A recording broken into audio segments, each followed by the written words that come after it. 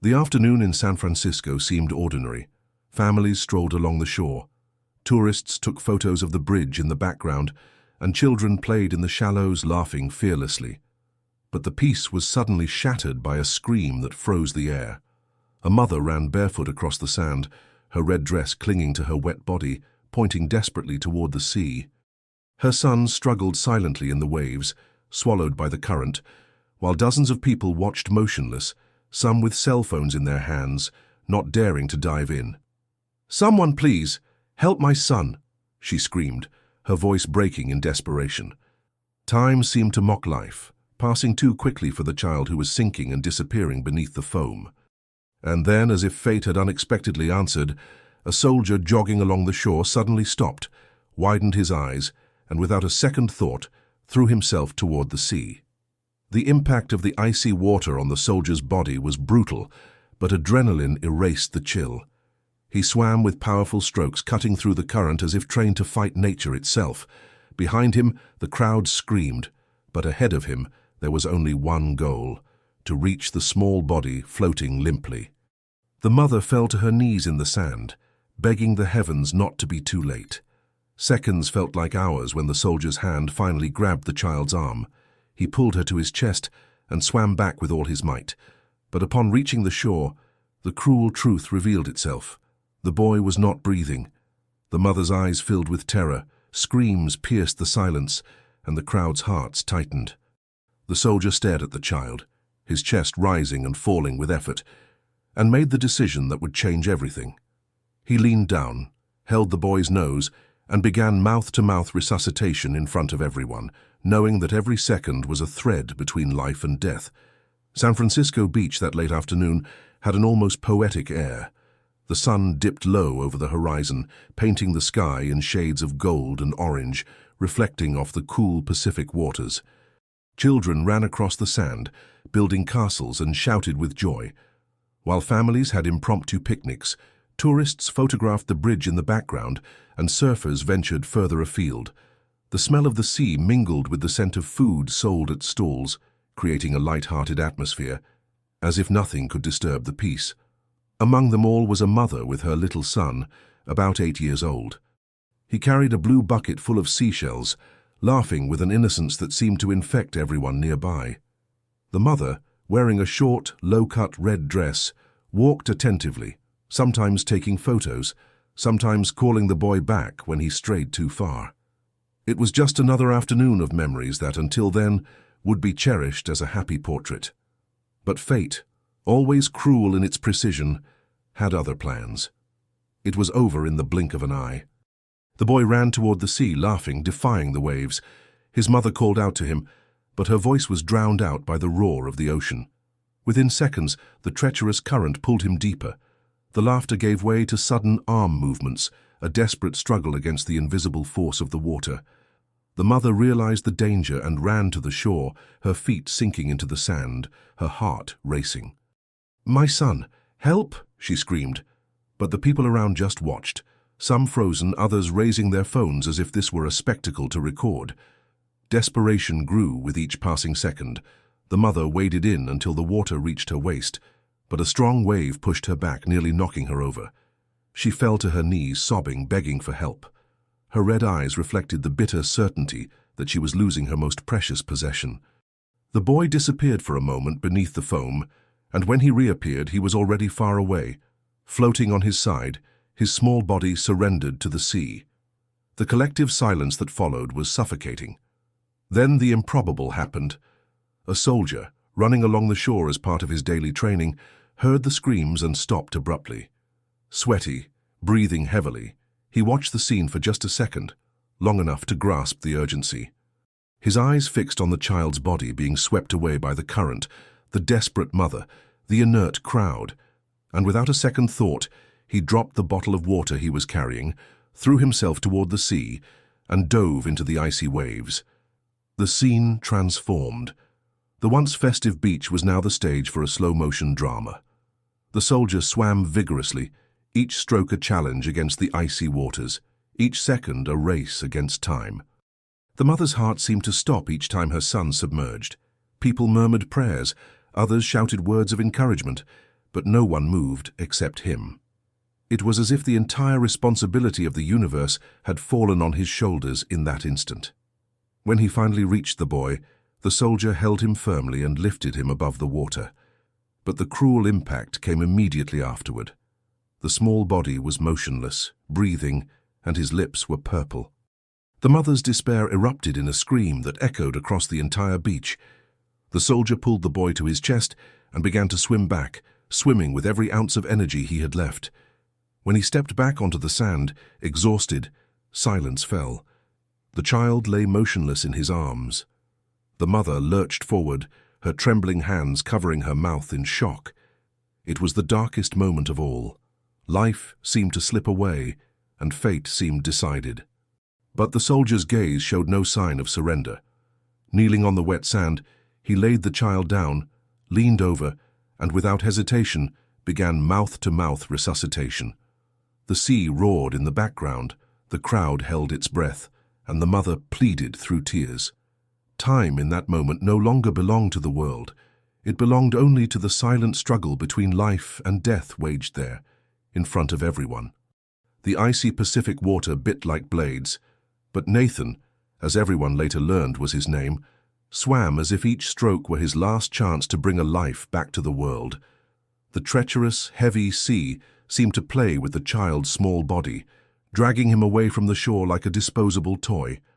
The soldier dove deep, disappearing for endless seconds, then reappearing, his strong arms thrashing the current as if facing an invisible enemy.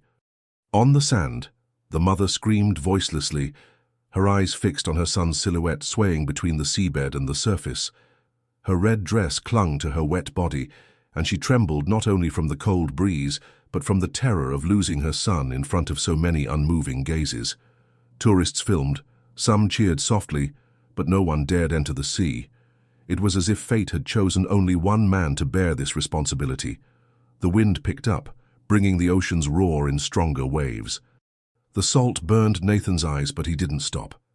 Every meter felt like a new battle, every breath a reminder that there was no time to fail.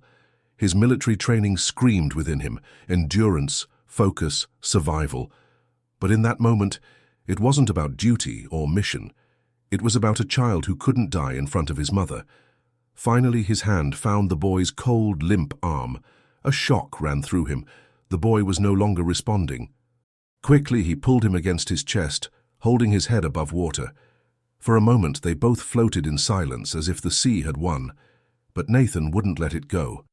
He turned, took a deep breath, and began swimming back, each stroke against the current, a vow that he wouldn't let this story end there.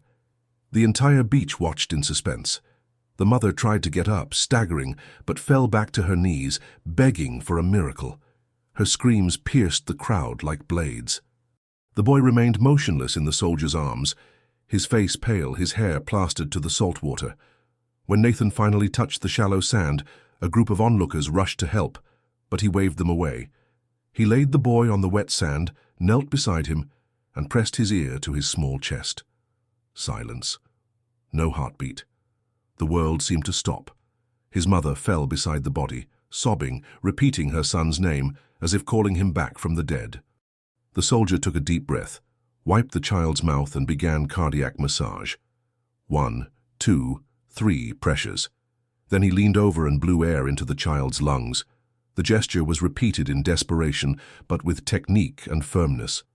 The silence on the beach was absolute. Everyone awaited the moment of the impossible. Nothing happened on the first few attempts. The mother's heart seemed to shatter with every second of waiting. Nathan didn't give up. He continued, his muscles contracting with effort, drops of sweat and seawater falling on the boy's face. Each pressure was a silent scream against death.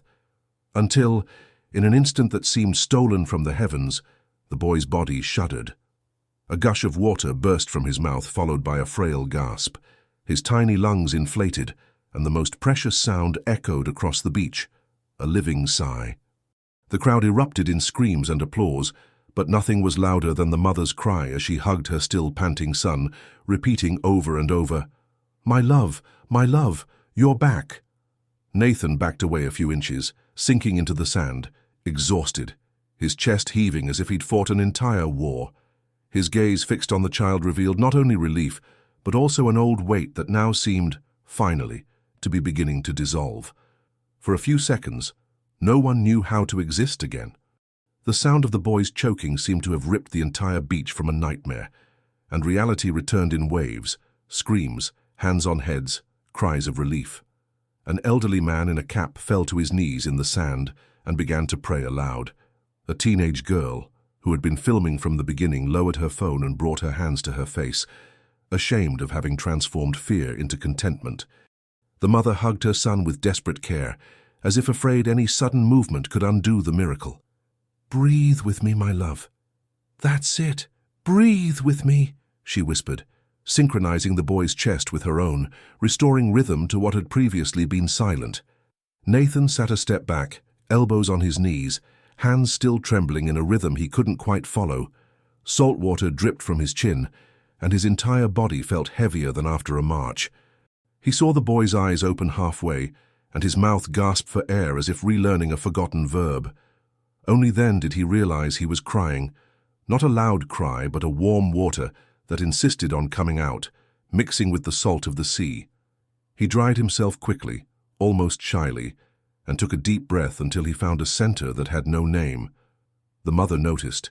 She knelt before him, still holding her son with one arm, and took the soldier's soaked hands in hers. "You gave me back my world," she said, each syllable seeming to push air into the boy's chest. Nathan tried to respond, but his voice faltered. He nodded, a tiny gesture that said it all. It wasn't heroism. It was necessity. Behind them, a few people began to applaud in unison, at first timidly, then loudly, as if the sound was also part of the rescue. A man took off his shirt to cover the boy. Another woman ran to a tent to ask for ice. Someone shouted that the ambulance was on its way. The wind brought the scent of the sea mixed with smoke from some distant barbecue, and for a moment the beach was as it had been before, but with something new, as if everyone had aged a few years in minutes. A child, holding hands with his father, asked if the big guy was a superhero.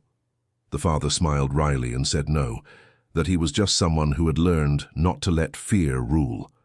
The sentence reached Nathan's ears like someone receiving a painless diagnosis. That would do. He didn't want capes. He just wished life, for once, had passed faster than regret. The ambulance's lights cut across the shore, and the sound of sirens cut through the onlookers. Two paramedics jumped out with backpacks and boards, professional in their gestures and looks. They quickly asked what had happened. Nathan answered in short, precise sentences, following the rhythm of someone who knows that haste requires organization to be effective. The oxygen mask covered the boy's face. A meter was attached to his finger, and numbers began to tell a story that, this time, was heading in the right direction. His mother held the wires like invisible ribbons, and when a paramedic said, "He's coming back okay," she let out a laugh that sounded more like a sob of gratitude. One of the rescuers looked at Nathan with recognition and respect. "Good job," he said, and touched his shoulder as if confirming a brief and final partnership. The soldier nodded again, but his eyes had gone elsewhere for a moment. A memory of dark water, a name whispered at the edge, a hand he couldn't reach. The past came to the edge and, for the first time in years, didn't pull him under. It remained there, like a photograph someone keeps in their wallet, painful but flat. As the paramedics placed the boy on the stretcher, his mother stopped beside Nathan and, with an impulse that transcended any ceremony, rested her forehead against his for a second. It was a simple, ancient gesture, like someone checking the temperature of a miracle. "Are you coming with us?" she asked, more a request than a question. He hesitated, looked at the crowd, and breathed for a count of 4, as he would later teach the boy. "I'm coming after you," he replied, his voice already firm. He needed to compose himself, needed to warn someone, needed above all to admit to himself that this beach now contained 2 stories, the one that almost ended and the one that, without warning, began. Around them, cell phones started ringing again, but there was no longer a spectacle. There was witness. A surfer who had witnessed it all approached, extended his calloused hand, and said that if they needed it, he could give them a ride to the hospital. A woman offered water, Another brought a towel. The sand, still cold under Nathan's feet, reminded him that the world continued with its details after catastrophes. He stood slowly, wrapped the towel around his shoulders, and the image of the boy, breathing with the help of oxygen, took on the weight of a symbol that fit in the palm of his hand. As the ambulance pulled away, his mother looked out the back window and met Nathan's eyes in the middle of the beach. She didn't wave, because the gesture would be too small to reflect the gratitude she felt, but she smiled with the smile of someone who's just received life back in a simple package. The soldier stood still for a moment, watching the lights recede down the avenue until the noise faded into a recent memory. Then he picked up the bottle he'd dropped at the beginning, put it away as if closing a circle, and began walking along the shore, feeling the city breathe again. He didn't know it yet, but that "I'll go after it," he'd said, would be the first of many returns that fate would exact. Not as punishment, but as reckoning. And as the tide slowly rose, the feeling that remained was that day, the Pacific had finally given him back something the sea had taken. The San Francisco hospital felt like an extension of the beach, only without the sand or the sea. White lights replaced the sunset. The hallways smelled of disinfectant, and the buzz of tourists gave way to the rhythm of heart monitors. The ambulance entered with a low siren, as if respecting the silence that hung over this fragile victory. The mother got out first, her eyes red and her red dress now dark with water and sand, holding her son's hand until the last moment the paramedics allowed her to accompany her. Nathan followed discreetly, but with each step his heart pounded, as if he were still swimming against the current. In the emergency room, nurses rushed to stabilize the boy. The oxygen mask was replaced with a more powerful one, vital signs flashed on green screens, and a tall, serious-looking doctor conducted everything like a conductor in a symphony of seconds. The mother, leaning against the wall, trembled silently. Her body wanted to collapse, but her eyes remained fixed on her son, as if the strength of her gaze could keep him there. Nathan approached slowly, respecting the distance, but his presence was felt. She looked up at him, and in that look there was more than gratitude. There was the sense that they were only there because he refused to give up. As the proceedings unfolded, Nathan retreated to the hallway, where the commotion was less intense. He sat in a plastic chair, his shoulders hunched, the towel someone had given him still draped over his shoulders. His eyes stung not only from the salt, but from the memories the scene had awakened. He closed his eyes and saw, as if it were yesterday, the night he had lost someone to the sea. The same despair, the same cold, the same race against time, but this time the ending had been different. No amount of mouth-to-mouth resuscitation could suffice, no amount of choking could bring life back. The sea had won, and he had carried the defeat ever since like a second skin. Now, sitting in a hospital, with the sound of footsteps echoing in the hallway, Nathan realized that fate had given him a second chance. It hadn't erased the past, but it had offered a mirror, another mother, another cry, another child. Only this time, he had arrived in time. He took a deep breath, counting by fours as he did in training, trying to align his mind with his body. But deep down, he knew that night would never be forgotten. The door opened, and the mother emerged, tears streaming, but her face carrying another kind of emotion. "He's out of danger," she said breathlessly. Before Nathan could respond, she threw herself into his arms, heedless of the wet towel or the smell of the sea air. She hugged him, as if she were embracing not only the man who had saved her son, but the very life that had just been restored. He remained still for a moment, then returned the gesture, feeling her body tremble against his. "How can I thank you?" she asked, pulling away just enough to look into his eyes. Nathan took a deep breath. "No need. Just take care of him. That's all." His mother nodded, but her eyes said otherwise, that there wasn't enough thanks in the world for what he'd done. Minutes later, they let Nathan into the room. The boy was lying there, pale but with his eyes open and curious. The oxygen mask rose and fell, and with each fragile movement, his mother's heart filled with hope. When she saw Nathan enter, the child raised his small hand, and without the strength to speak, he simply smiled with his eyes.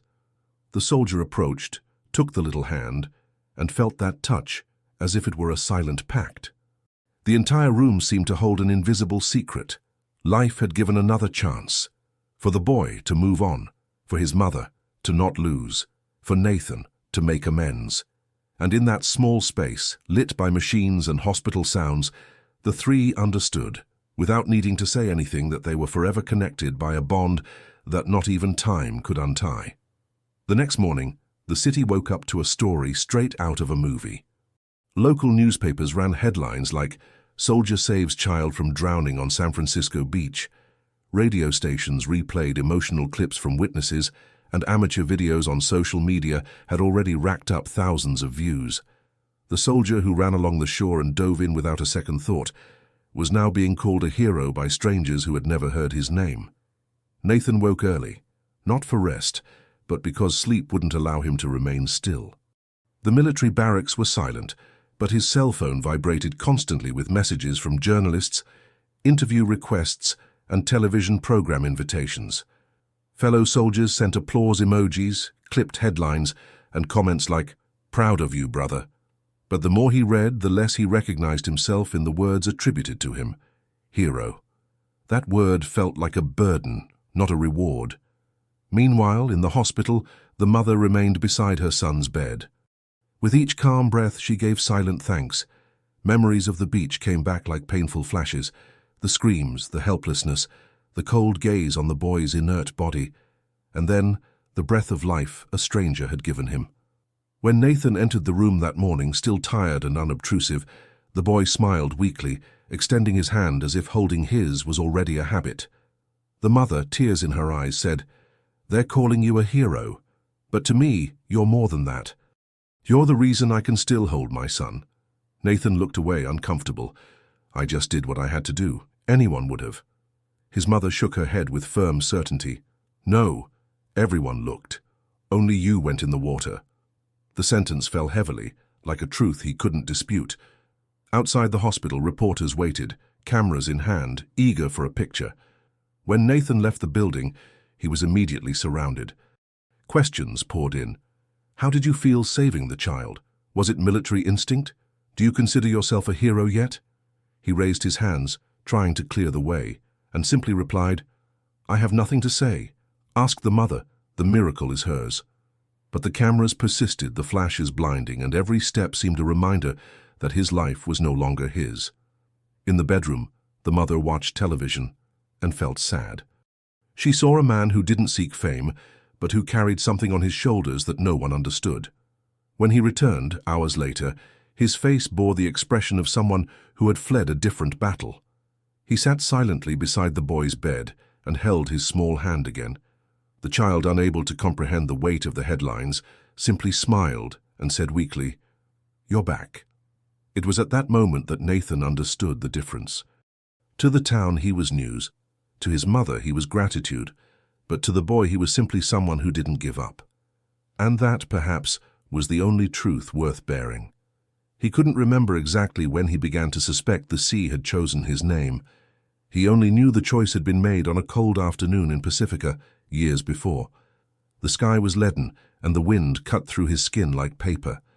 He was in his early 20s, his head full of plans and a beautiful rush to live. It was a simple invitation. "Let's just get our feet wet," they said. The waves that day weren't big, they were cunning. The rip current caught him by the ankle and tugged discreetly, as if asking for a secret. He laughed first, laughed at the dizziness in the icy water, and then he saw, not with his eyes but with his body, the invisible line that separates safety from the bottom. He was quick.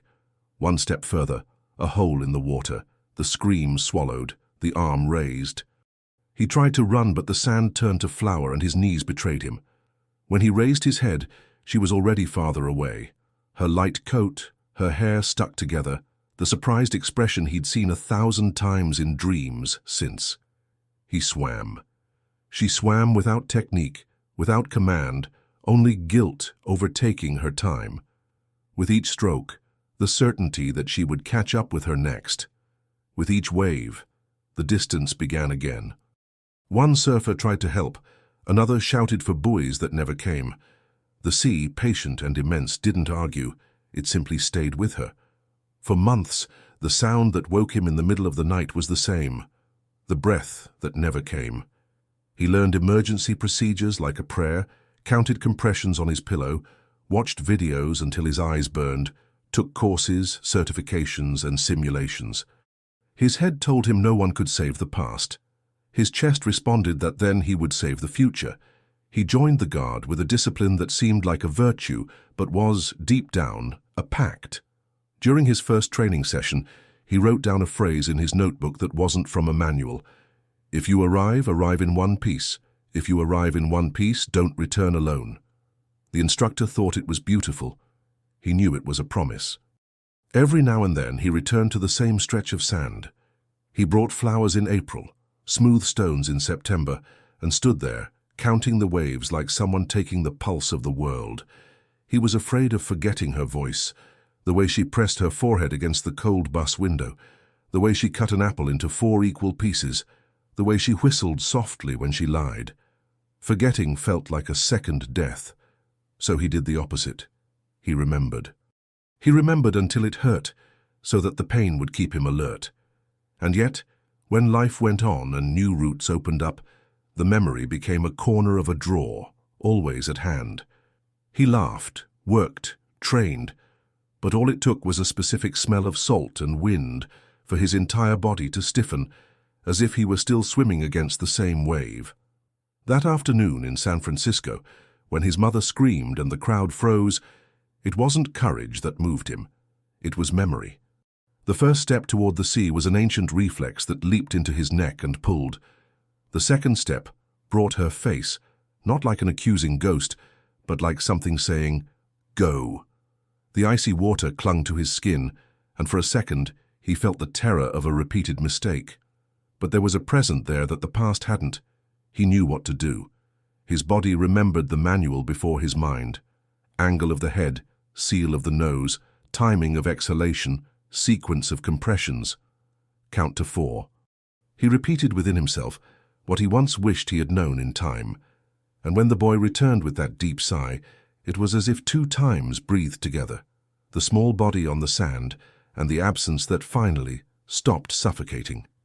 In the hospital, sitting in the hallway after stabilization, he stared at the polished floor and understood without poetry, this wasn't a miracle, it was preparation and decision.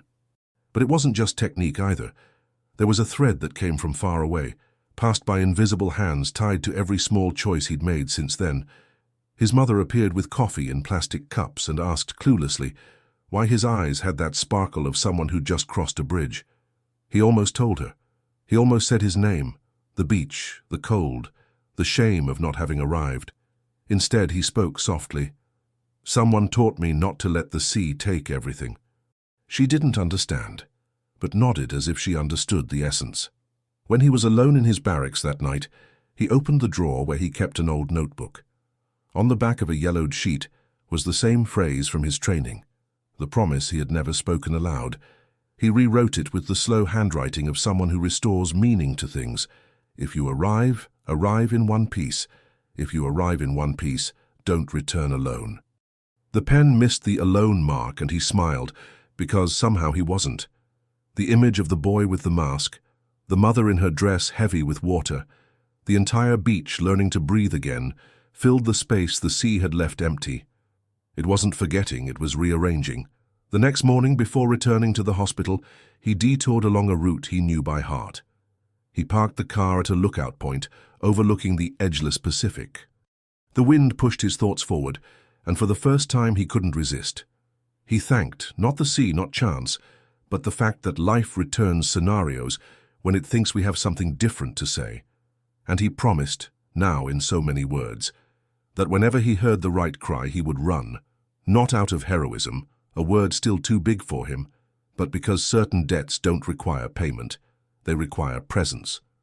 It was with this presence that he descended the hill again, turned on his blinker, took the avenue, and let the city carry him to the room where a boy wanted to prove that the verb to return is also conjugated in the plural. The following days passed as if time had learned to move at 2 different paces. For the town, the story of the soldier who had saved the boy already seemed almost like an urban legend. Children at school imitated the rescue scene.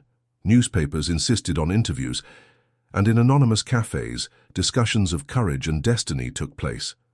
But for Nathan, life continued at the simple pace of hospital corridors, footsteps on wet sand, and his mother's gaze, always torn between gratitude and fear for the future. He began visiting the boy frequently. There were no obligations, just presence. He brought storybooks, taught breathing exercises, inhaling on all fours, holding, releasing, and turned it into a game, as if it were secret superhero training. The child laughed, and with each laugh seemed to bring color back to his mother's red dress, who no longer cried every night. It was a small laugh, but enough to fill an entire room. Despite this, Nathan felt a weight that the world around him seemed to ignore. On the streets, he was hailed as a hero. Men shook his hand tightly, women asked for photos, reporters followed him. He smiled politely, but deep down, he knew that nothing they said corresponded to what had really happened. It wasn't bravery, it was necessity. It wasn't instinct, it was debt. Each compliment rekindled the memory of the night he had failed, and only he knew the price the sea had already exacted. One afternoon, while walking along the shore with his mother and son, he overheard a comment from two strangers. That guy should run for office. A man like that can lead anything. He laughed inwardly, knowing that leading crowds had never been his dream. His struggle had always been intimate, silent against the past he carried like a stone in his pocket. And it was this invisible struggle that was now beginning to unravel before the eyes of a child who believed in him without needing headlines. It was his mother who brought him back to the present with an unexpected question. "And when this is all over, when there are no more cameras, no more news, will you leave?" Her voice trembled, not with fear, but with honesty. Nathan took his time answering.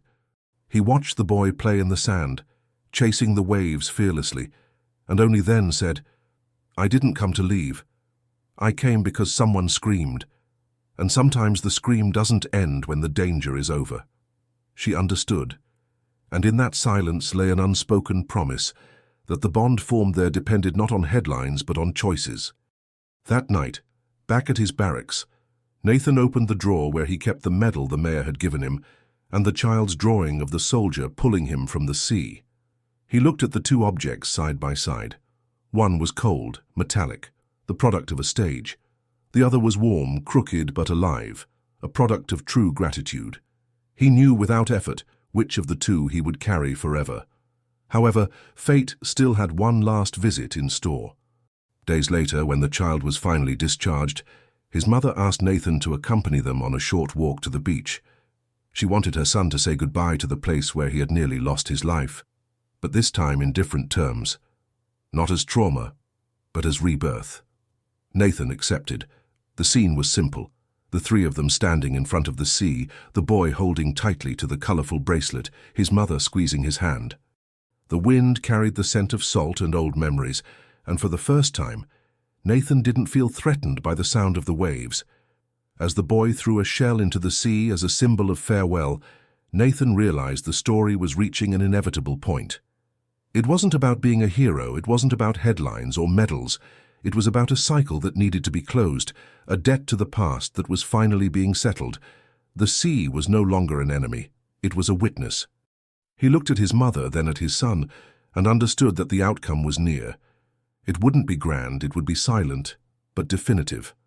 The time had come to give full meaning to the promise fate had made of him twice, to never leave anyone behind again.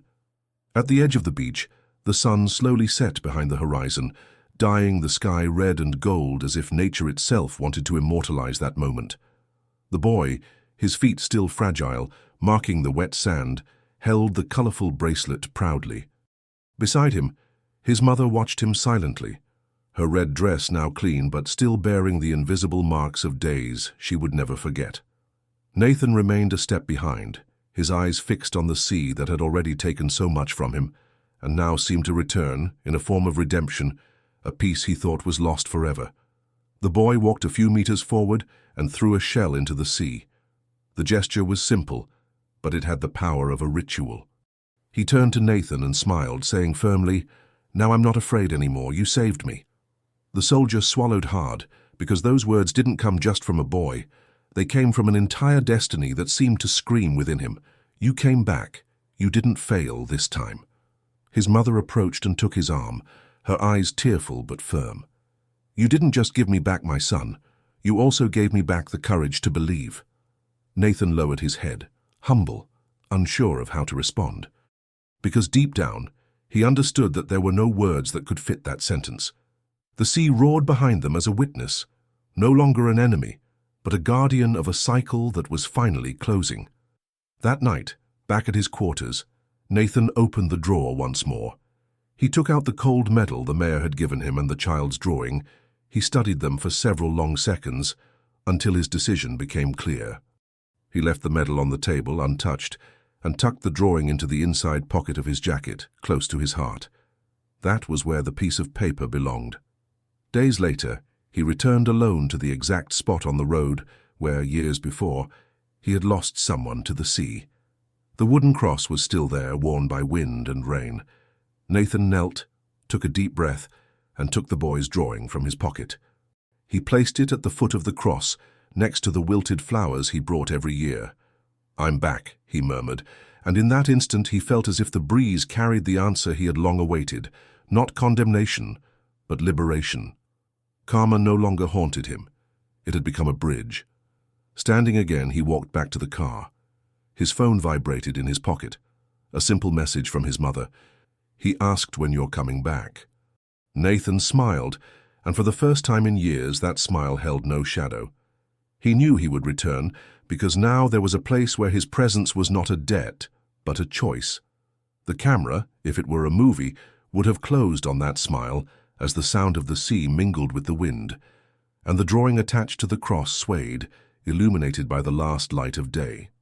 It was the end of one story and the beginning of another, not written by headlines but by lives that intersected, never to be lost again. If this story touched you, leave a like and subscribe to the channel, and tell me in the comments, do you believe that destiny gives us a second chance to repair the past? Your opinion may inspire someone who needs to hear it today. And don't go away. The next video is on the way with an even more exciting and unexpected story that will keep you hooked from beginning to end.